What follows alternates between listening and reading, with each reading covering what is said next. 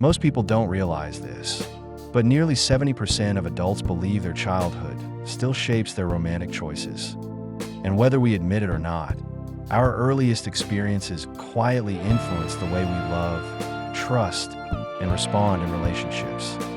From the moment we're born, our brains start learning what love feels like based on how the people around us treat us. If you grew up with parents who argued a lot, you may unknowingly feel anxious in relationships today.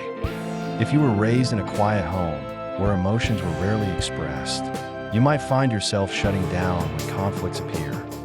And if you grew up constantly trying to earn validation, you may chase people who give the bare minimum, because your childhood taught you to work hard for love. The challenge is that most adults never connect these patterns to their upbringing. They just assume they are too sensitive, emotionally unavailable, or bad at relationships, when in reality, they are simply repeating emotional habits learned long before they understood what a relationship even was.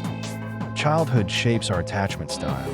Secure people naturally trust and express love. Anxious people fear abandonment. Avoidant people fear getting too close, and disorganized people struggle with both. These patterns don't magically disappear when we grow up. They follow us into adulthood, affecting who we choose, how we communicate, and even how we handle pain. For example, a child who learned to stay quiet to avoid conflict may grow into an adult who avoids difficult conversations and lets resentment build.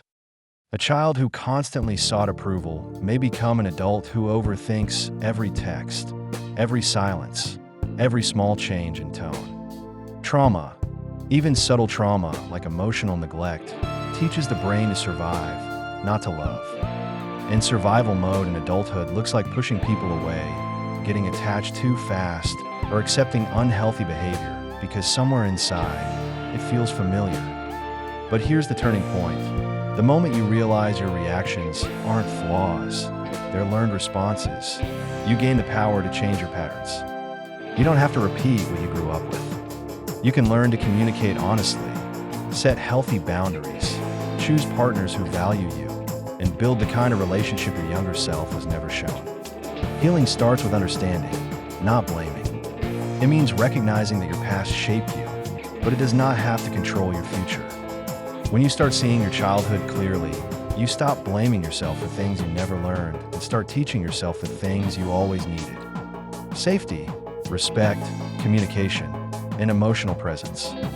In the end, childhood influences almost everything about how we love today, but awareness is the doorway to transformation.